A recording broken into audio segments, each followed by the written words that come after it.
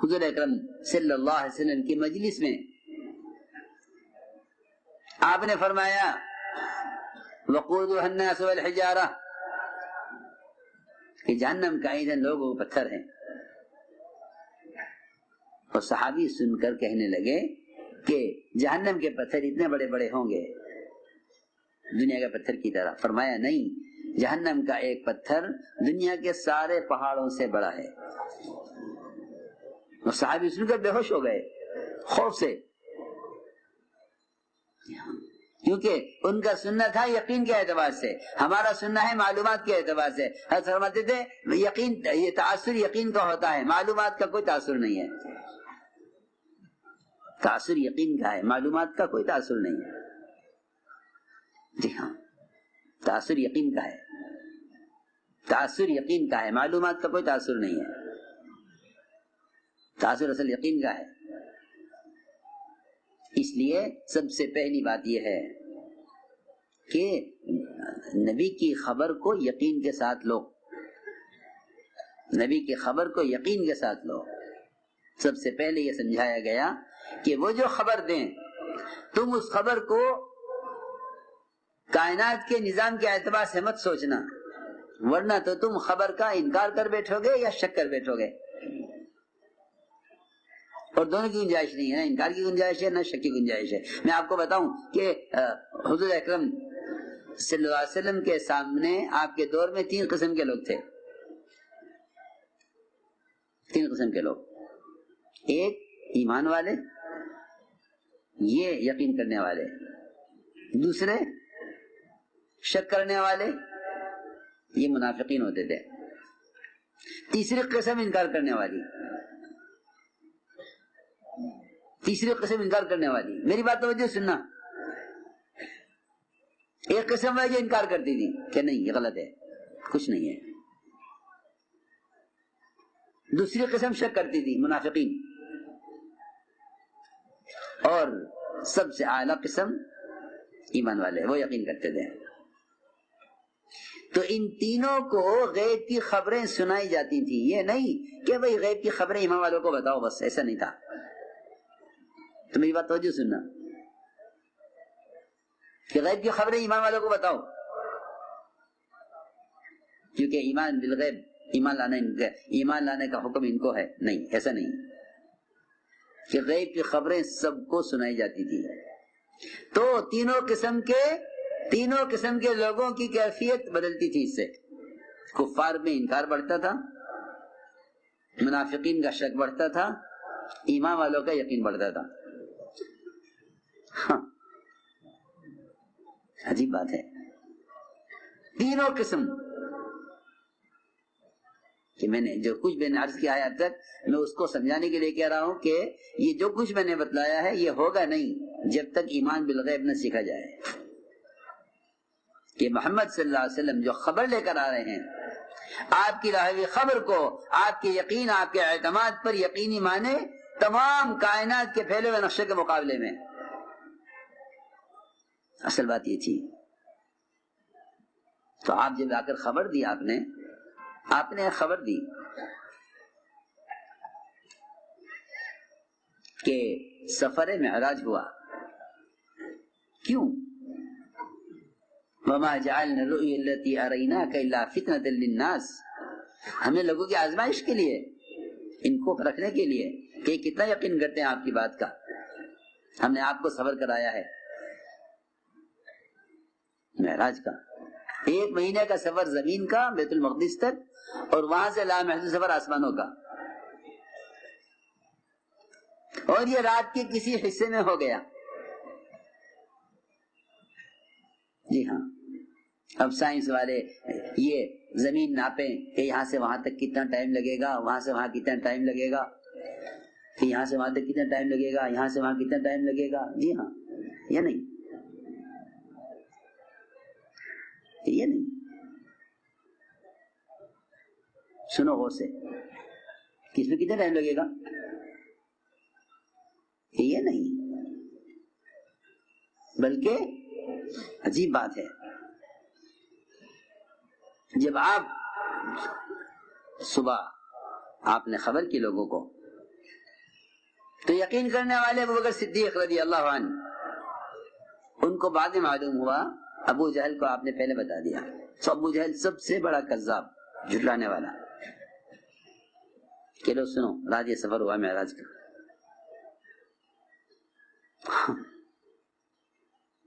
کہ دیکھیں یہ کیا، خبر کرو. وہ دوڑے ہوئے گئے حضرت ابو بکر صدیق کے پاس، جا کے عرض کیا کہ اے ابو بکر دیکھو آپ کے ساتھی کیا کہہ رہا ہے کہ 1 مہینے کا سفر زمین کا، یہاں سے بیت المقدس اور وہاں سے آسمانوں کا سفر ہوا ہے ان کا، اور رات کی کسی حصے میں ہو گیا. بھلا کون مانے گا یہ؟ ایسی خبروں میں ایمان والوں کے ایمان کا امتحان ہے، اور ایسی خبروں سے انکار کرنے والوں کے انکار کو بڑھانا ہے. ایمان والوں کے لیے لیزدادوا ایمانا مع ایمانہم، ان کے ایمان کا امتحان بھی ہے، ان کے ایمان کو بڑھانا بھی ہے ان خبروں سے. جی ہاں، تاکہ وہ کفر میں آگے بڑھیں، یہ ایمان میں آگے بڑھیں. اس لیے ایمان بالغیب کے لیے غیب کی چیزوں کے تذکرے کرنا مستقل کام ہے. غیب کے تذکرے کرو. اگر غیب کے تذکرے نہیں کرو گے تو تم رفتہ رفتہ کائنات کے نظام کو کائنات سے جوڑ بیٹھو گے.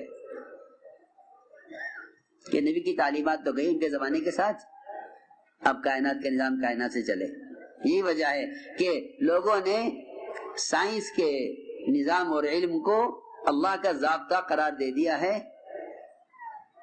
اور کائنات کے جہل کو علم سمجھ لیا ہے، اور یہ سمجھ بیٹھے ہیں کہ اب جو نظام چل رہا ہے وہ نظام اسی طرح چلے گا. ایسا نہیں ہے.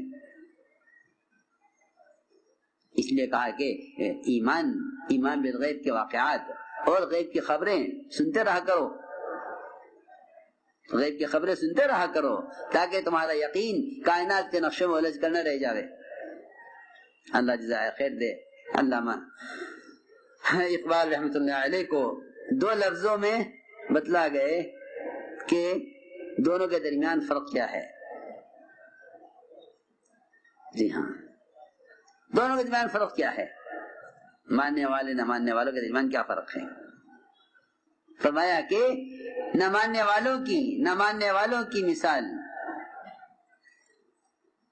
کہ نہ ماننے والوں کی مثال یہ ہے کہ وہ آفاق میں گھومے، چاند میں، سورج میں، ستاروں میں. ہاں، وہ اس میں گھومے ہیں کائنات کے نقشوں میں. انہیں یہ نظر آتا ہے کہ زمین سے غلہ مل رہا ہے، اس لیے وہ خود بھی زمین کا شکریہ ادا کرتے ہیں، اور ہم سے بھی کہتے ہیں کہ تم بھی ہمارے ساتھ زمین کا شکریہ ادا کرو. کہ نہیں، ہم زمین کا شکریہ نہیں ادا کرتے، ہم تو اس خالق کا شکر ادا کرتے ہیں جو ہمارے امتحان کے لیے زمین سے غلہ ظاہر کر دیتا ہے، ورنہ زمین میں غلہ نہیں ہے. زمین قدرت سے بنی ہے، زمین میں قدرت نہیں ہے. ہم تو کہیں زمین میں قدرت نہیں ہے، وہ کہتے ہیں کہ قدرت ہی زمین ہے. وہ کہتے ہیں کہ زمین ہی قدرت ہے. ہم کہتے ہیں کہ زمین قدرت سے بنی ہے، زمین میں قدرت نہیں ہے. ان کو زمین کی قدرت نے، زمین کے غلہ دینے نے ان کو اس پر آمادہ کر دیا کہ تم زمین کا شکر ادا کرو. یہی اصل سارا جھگڑا اسی کا ہے. سارا جھگڑا اسی کا ہے کہ جس شکل سے ہوتا ہوا نظر آئے تم اس شکل کو تسلیم کرو. حضور اکرم صلی اللہ علیہ وسلم نے اپنے صحابہ کے یقین کو اس سے ہٹایا، ایمان بالغیب سکھلایا. ایمان بالغیب سکھلایا. تو میں عرض کر رہا تھا کہ علامہ اقبال نے اس مسئلے کو یوں حل کر دیا 2 لفظوں میں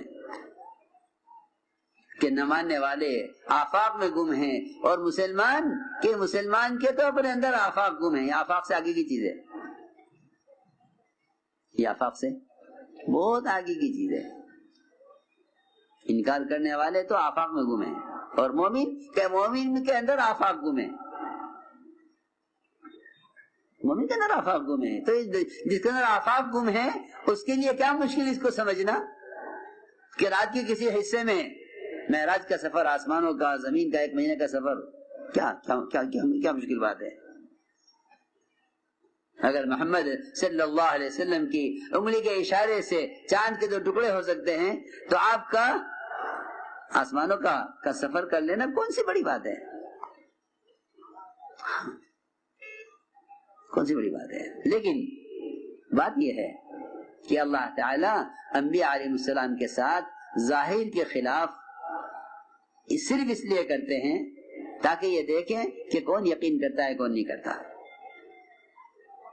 اس لیے دوستو عزیزوں یہ بات سب کے ذہن میں رہے کہ کسی حکم اور کسی سنت سے، کسی حکم اور کسی سنت میں عقل مت لڑانا کہ یہ کیوں ہے، یہ کیوں ہے، اس کی کیا ضرورت ہے. میں نے اندازہ کر لیا، یقین کر لیا اور اس کا آنکھوں دیکھا مشاہدہ کر لیا کہ جو لوگ احکام کی علتیں تلاش کریں گے وہی دین کے احکام کو چھوڑیں گے. اس کو بھی چھوڑ دو، اس کی بھی ضرورت نہیں ہے، اس کو بھی چھوڑ دو، اس کی بھی ضرورت نہیں ہے، اس کو بھی چھوڑ دو، اس کی بھی ضرورت نہیں ہے. ہاں سنو غور سے، جب مسلمان احکام کو ہلکا سمجھ کر چھوڑے گا تو اغیار اسلام کے احکام میں مداخلت کریں گے. تم یوں کر لو، تم یوں کر لو، تم یوں کر لو. وہاں فرماتے تھے پہلے مسلمان دین کو بگاڑے گا پھر غیر دین کو مٹاویں گے. ہاں یہ ہے بات، پہلے مسلمان دین کو بگاڑے گا پھر وہ دین کو مٹاویں گے. یہ کہنا کہ انہوں نے یہ کر دیا، میں خدا کی قسم کھا کر کہہ سکتا ہوں اگر سارا باطل اگلا اور پچھلا ایک وقت میں جمع ہو جائے تو ایک استنجے کی لائن کی سنت کا مقابلہ نہیں کر سکتا. فرائض کا مقابلہ کریں گے، یہ فرائض کا مقابلہ کریں گے. ہم سمجھیں کہ جی ہم کیا کریں، قانونی ہے، کیا مطلب. تو میں نے عرض کیا کہ سنت میں عقل مت لڑانا، سنتوں میں عقل مت لڑانا بالکل. اس لیے کہ شاہ عبدالعزیز محدث دہلوی رحمۃ اللہ علیہ نے فتح العزیز میں جو کی تفسیر ہے اس میں ما انت بنعمت ربک بکاہن ولا مجنون، اس آیت کے ذیل میں کہ اللہ کے فضل سے آپ کاہن اور پاگل نہیں ہیں، اس آیت کے ذیل میں حدیث نقل کی ہے کہ اللہ تعالی نے عقل کو پیدا کر کے اس کے 100 حصے کیے. ایک حصہ اللہ تعالی نے ساری مخلوق پر تقسیم کیا ہے.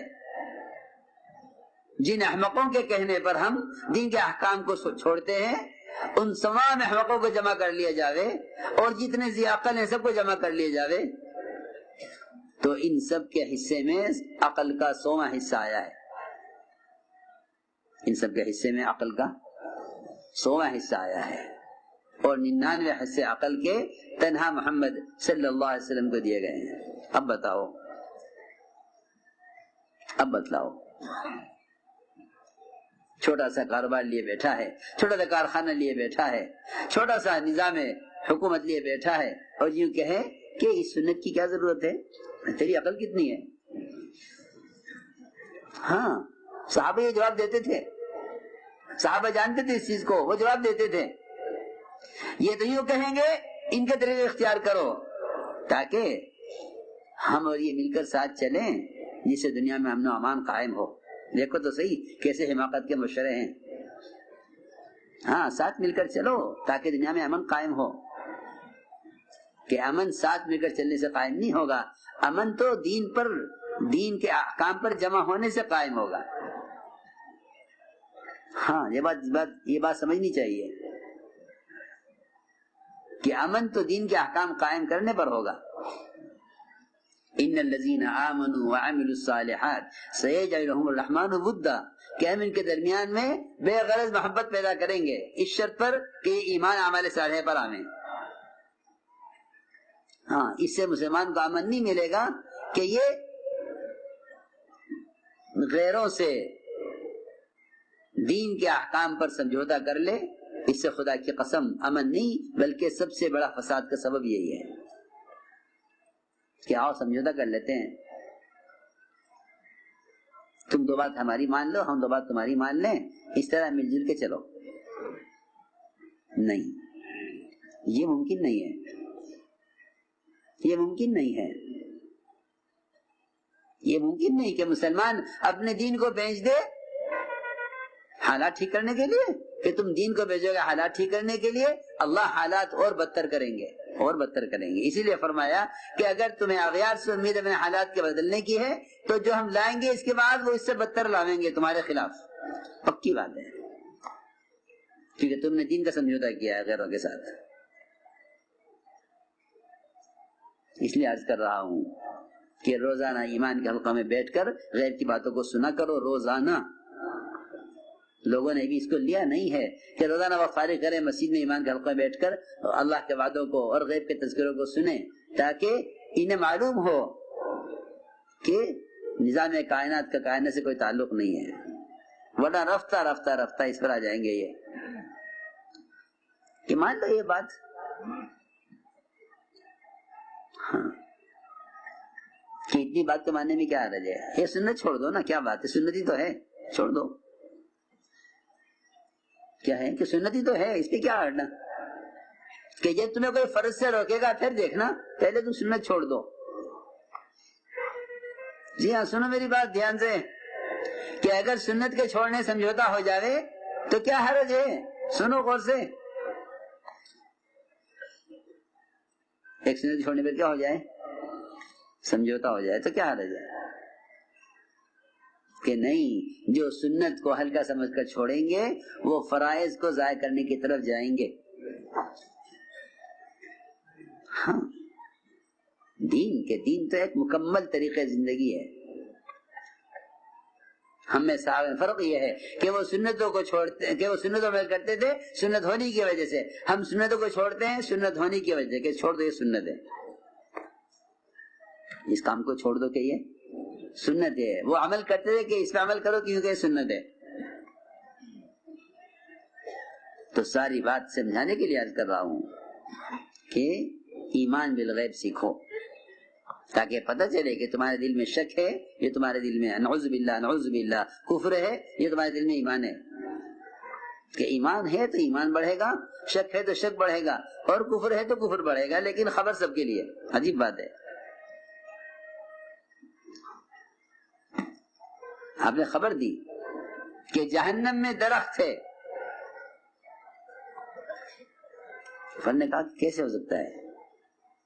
اگر جہنم میں درخت کی خبر نہ دیں، اگر جہنم میں درخت کی خبر نہ دیں تو کافر جہنم کا انکار کیسے کریں گے؟ کیوں آئیں گے انکار پر کہ یہ کیسے ہو سکتا ہے کہ جہنم کی آگ اتنی سخت ہے اور اس میں درخت ہے. ہاں اس میں درخت کون مانے گا؟ کیوں؟ اس لیے کہ درخت آگ میں جلے گا. یہ عقل کہہ رہی ہے. میں کچھ سمجھانا چاہتا ہوں کہ اگر نبی کی طرف سے آنے والی خبریں حالات کے ظاہر کے انسانی عقلوں کے مطابق ہوں تو پھر نبی کو نبی ماننا کون سا کمال ہے، اور غیر کی باتوں پر ایمان لانا کون سا کمال ہے؟ کہ ہاں ایسا ہو سکتا ہے، ایسا ہو سکتا ہے کہ دیکھیں یہ جہنم کو یقینی مانتے ہیں یا نہیں کہ جہنم میں ایک درخت ہے. یہاں اس کو اللہ نے فرمایا فی القرآن کہ جہنم میں ایک درخت ہے، وہ درخت زقوم. تو یہ زقوم کا اقرار کرتے ہیں یا جہنم کا انکار کرتے ہیں؟ یہ بات ہے کہ ہم درخت کو اور آگ کو جمع کر کے دکھائیں گے. خبر ہے، مانو. نہیں مانتے ہو تو کفر ہے، پکی بات ہے. تو اس کو میں نے عرض کیا تھا کہ غیب کی خبریں آپ دیں گے. تو جب آپ نے معراج کی خبر دی تو ابو بکر صدیق نے فرمایا بالکل بات سچ ہے، حق ہے، آپ جو فرما رہے ہیں سچ ہے. کیسے ہو سکتا ہے 1 مہینے کا سفر زمین کا، یہاں سے بیت المقدس، بیت اللہ سے، اور وہاں سے آسمانوں کا سفر، اور کہتے ہیں رات کی اسی حصے میں ہو گیا. تو انکار کرنے والوں نے کہا کہ اچھا یہ بتائیے ہمارا ایک قافلہ گیا ہے تجارتی ملک شام کی طرف، وہ ملا آپ کو راستے میں؟ گئے ہوں گے تو بتائیں گے. حضور اکرم صلی اللہ علیہ وسلم نے سارے اونٹوں کی تعداد، ان کے رنگ، کس رنگ کے کتنے اونٹ ہیں، کس اونٹ پر کیا سامان ہے، سارے سامان کی تفصیل بتا دی. ہیلو سنو، ہاں تو اب ان کے پاس کوئی جواب نہیں ہے سوائے اس کے کہ یہ تو جادوگر ہیں، ان کو چھوڑ دو. ہاں ایمان ایمان ایمان کون لاوے؟ تو میرے دوستو عزیزو، یہ تھی بات کہ ایمان بالغیب سیکھو تاکہ نبی کی بات کو یقین کے ساتھ تسلیم کرو. ایمان بالغیب سیکھو تاکہ نبی کی بات کو یقین کے ساتھ تسلیم کرو. ایک ایک فرد کا ایمان ٹٹولا جاتا تھا، ایک ایک فرد کا. یوں نہیں تقریر ہو گئی 2-4 ہزار لاکھ مجمع بیٹھ گیا، بات سن لی چلے گئے، نہیں ایسے نہیں ہوتا تھا. ایک ایک کا ایمان پرکھا جاتا تھا پکڑ کے.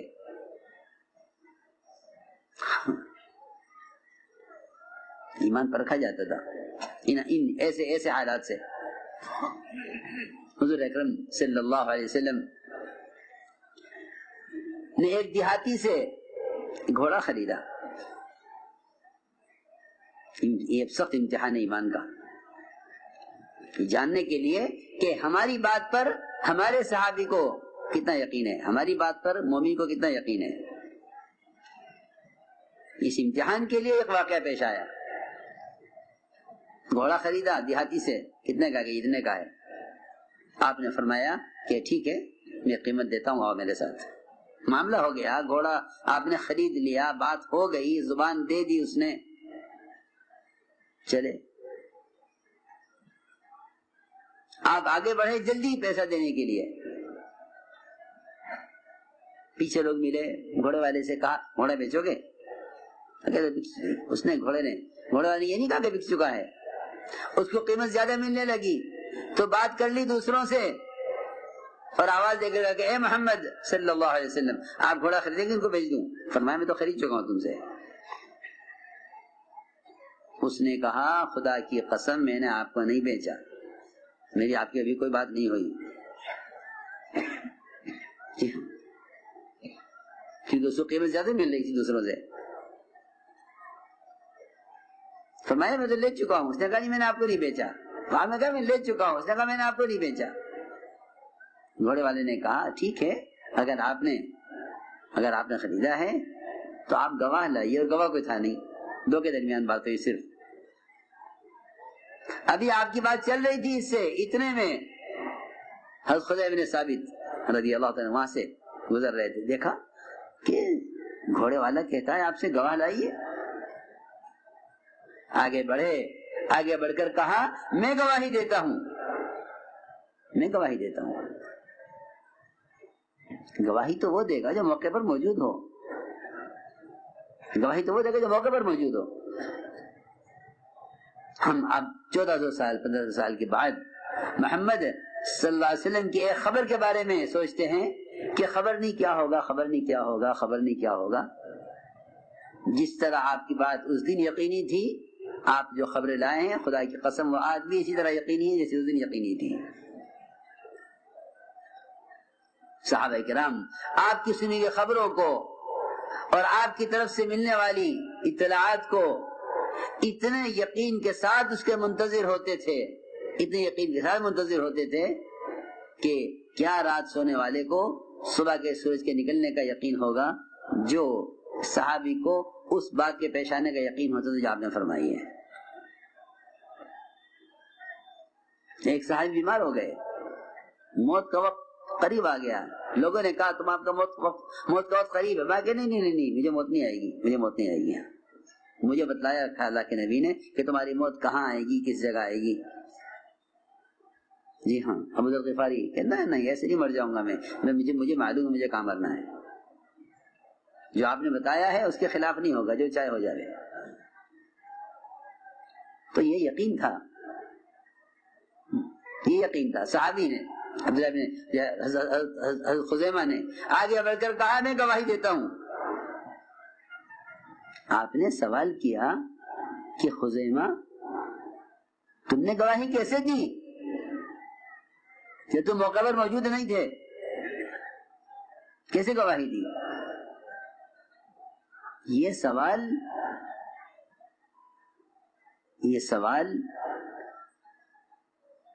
اس امتحان کے لیے ہے کہ اگر ہم تم سے ڈانٹ کر بھی یہ پوچھیں کہ تم نے گواہی کیسے دی ہے اور کیوں دی ہے جب تم موقع پر موجود نہیں تھے؟ تو ایسا تو نہیں کہ تم گھبرا کر یہ کہہ دو کہ جی مجھے معلوم نہیں. اگر یہ کہہ دیا گھبرا کر کہ نہیں مجھے معلوم نہیں تو کفر کے لیے کافی ہے. پکی بات ہے، پکی بات ہے. یہ معمولی بات تھوڑی ہے کہ نبی کی خبر پر ایمان لانا معمولی بات تھوڑی ہے. آپ کے سوال کا مقصد ان سے انکار کروانا نہیں تھا. آپ کے سوال کا مقصد آپ کو خود اپنے عمل میں اپنی بات میں شک نہیں تھا. آپ کے سوال کا مقصد یہ تھا کیونکہ نبی جو بات کہتے ہیں انہیں خود اس پر یقین ہوتا ہے، انہیں خود ان کو یقین ہوتا ہے کہ جو میں کہہ رہا ہوں وہ یقینی ہے. وہ یہ ایسے نہیں ہوتے نعوذ باللہ کہ وہ حالات دیکھ کر سمجھیں کہ یہاں یہ بول دو، یہاں یہ بول دو، یہاں حالات ایسے، یہاں یوں کر لو. ایسا نہیں ہے کہ نبی کو اپنی بات پر یقین ہوتا ہے. ہاں، نبی کو اپنی بات پر یقین ہو. قل ھذہ سبیلی ادعو الی اللہ علی بصیرۃ، کہ میں جو کچھ لے کر آیا ہوں، جو کہہ رہا ہوں، مجھے خود اس پر یقین ہے. آمن الرسول بما انزل الیہ من ربہ والمؤمنون، کہ پہلے جو رسول ایمان لاوے اس پر جو رسول کو دیا گیا ہے. ہاں، ایمان والے بعد نہیں ایمان لاوے، رسول پہلے یقین، رسول کو پہلے یقین ہے اپنی بات پر، اپنی چیز، ہاں اپنی خبر پر خود رسول کو یقین ہے. اس لیے انبیاء علیہ السلام حالات کی وجہ سے شک میں نہیں پڑتے تھے. تو آپ نے سوال ان سے کیا کہ تم نے گواہی کیسے دی ہے بتاؤ. یہ گھوڑے کا سوال نہیں ہے، یہ ایمان کا سوال ہے. ہاں، تمہیں میری بات توجہ سے نہیں پڑے گی. یہ سوال گھوڑے کا سوال نہیں ہے. گھوڑا ملے نہ ملے سوال گھوڑے کا نہیں ہے. سوال یہاں ایمان کا ہے کہ خزیمہ تم نے جو گواہی دی ہے، اگر ہم یہ تم سے پوچھیں کہ کیسے دی تم موقع پر موجود نہیں تھے، تم کیا جواب دیتے ہو؟ ہم دیکھنا چاہتے ہیں تمہارا ایمان کیسا بنا. حضرت خزیمہ نے عرض کیا ہم کیوں نہ گواہی دیں، ہم کیوں نہ گواہی دیں.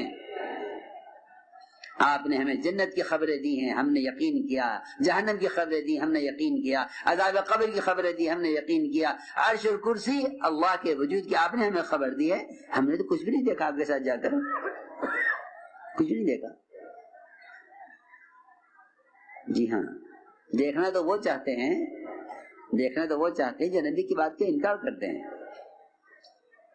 ارنا اللہ جہرتن، موسیٰ جس نبی کی آپ دعوت دے رہے ہیں، جس اللہ کی طرف آپ دعوت دے رہے ہیں، آپ پہلے ہمیں دکھلائیے وہ اللہ کون ہے. ہاں، وہ تو انکار کرنے والے دیکھنا چاہتے ہیں.